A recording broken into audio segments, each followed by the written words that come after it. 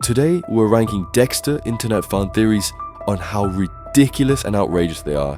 We've got theories that make you question what you know, and theories that make you just question humanity.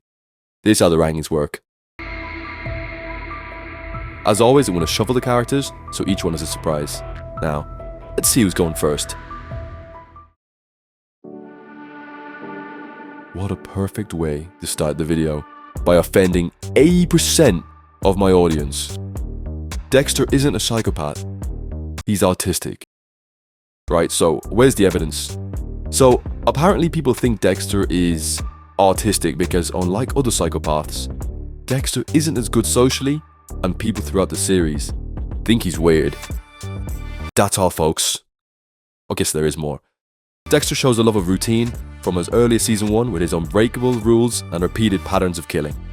Fans of the theory are even saying the intro proves he has autism by focusing on and showing us his morning routine, because as we know, only people with autism eat breakfast. Dexter also has a dislike of change, like when he didn't want to get rid of his apartment after getting married. But this makes absolutely no sense, because the only reason he wanted to keep his apartment was that he still had a place he could control and hide his trophies and tools. He also doesn't fit the traits of a psychopath. Even though Rita died, he still cared about Aster and Cody, and even tried to save Trinity's family when it was a bad move for him. So basically, Dexter is autistic because he's weird and cares about some people. Autistic Dexter theory. This one's getting its own tier list.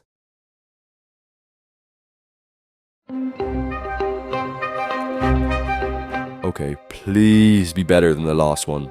What the show wanted us to think was that Harry was overcome by guilt that he had gotten his informant killed, so he adopted her son. But, she had another son. F*** him, I guess. But suddenly it makes a lot more sense if you consider the fact that Harry was having an affair with Dexter's mom, so it would make a lot more sense for him to think her youngest, Dexter, could have been his depending on how long they had been sleeping together. What other explanation could you have for taking one kid and giving him the middle finger? The show tells us it's because Brian was apparently too damaged by seeing his mum killed at an older age, while Dexter was still a toddler. Which, I mean, sort of makes sense to be honest. But season 1 shows us that Dexter finds his real dad with a DNA test. So, never mind all that. Maybe Harry still thought Dexter was his.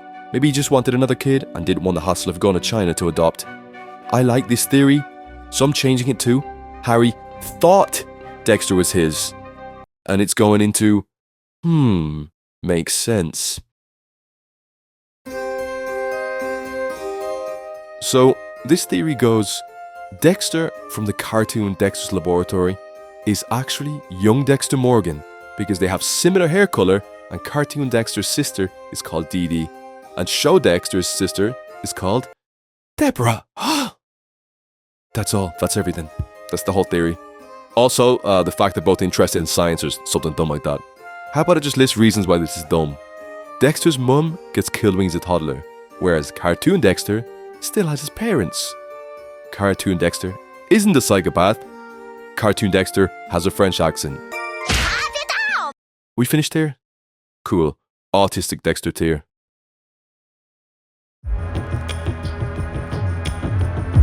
Oh, this one's quite interesting, lads. Did Frank Lundy, the super detective, know Dexter was the Bay Harbor butcher all along? Did he just let Dexter kill to make his job easier? Right, then let's have a look. So there's a few key factors here to consider, so we'll go through them one at a time. When Dexter purposefully botches blood work to keep a criminal out of jail and on his table, Lundy mentions to Dexter his blood work was very sloppy, and that's unlike Dexter with how meticulous he is. Dex makes the excuse that he's being overworked, but you can see Lundy doesn't believe him. This mixed with the fact that a big breakthrough in the Bay Harbor butcher case is finding out the killer docks his boat at Coral Cove Marina. Well, I'll let you take a guess who else docks their boat at that specific dock. Masuka. Lundy mentions this to Dexter as well as comparing his compulsions to the Bay Harbor butcher in a sort of jokey way. And it gets juicier. Lundy suspected the butcher was someone in Miami Metro, and when Dokes gets framed, Lundy doesn't believe it was him. So, who else could it be? Dexter's botching blood work, his boat is docked with a killer docks, and he has the forensic skills to pull off every single kill. Lundy, being a special detective with decades of experience finding serial killers, had to have known it was Dexter's. Oh, and then there's this conversation. But there's never any justification for killing. No. Well, one, of course. To save an innocent life. I am convinced. Genius tier.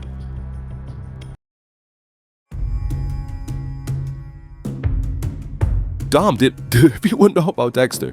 Now, Quinn might not have been a Super Cop 3000 like Lundy, but better believe he had that detective gut feeling. Most likely because he did spend most of his time in a detective's guts, but Quinn knew something was off about Dexter, just like so many before him. And, to be honest, you don't need to be Sherlock Holmes to get a whiff of what Dexter's really cooking. Ooh, and it's stinky.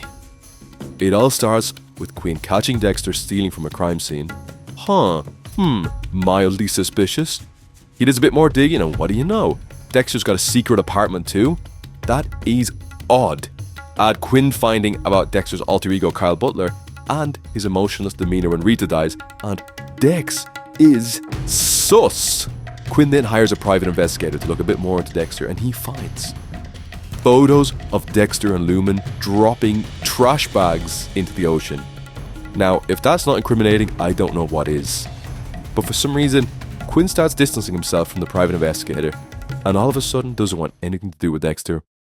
People assume it's because he loves Dexter's sister Deborah and he didn't want to ruin his relationship with her. Then the private investigator keeps trying to suss out Dexter without Quinn's involvement, and you'll never guess who ends up dead. The private investigator. At this point, Quinn gets framed for his murder, but Dexter gets him off with his blood spatter skills. And he never investigates Dexter again, and even tries to be friendly with him. It's obviously self-defense. So he had photos of him out at sea, dumping suspicious trash bags.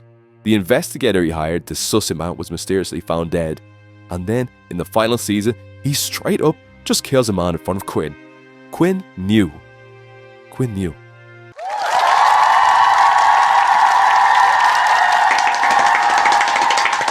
Oh, and I forgot to mention, Laquerda literally arrests Dexter as the Bay Harbor Butcher, and look at the face on this chap. I'm telling you guys, Quinn wanted the Dexter.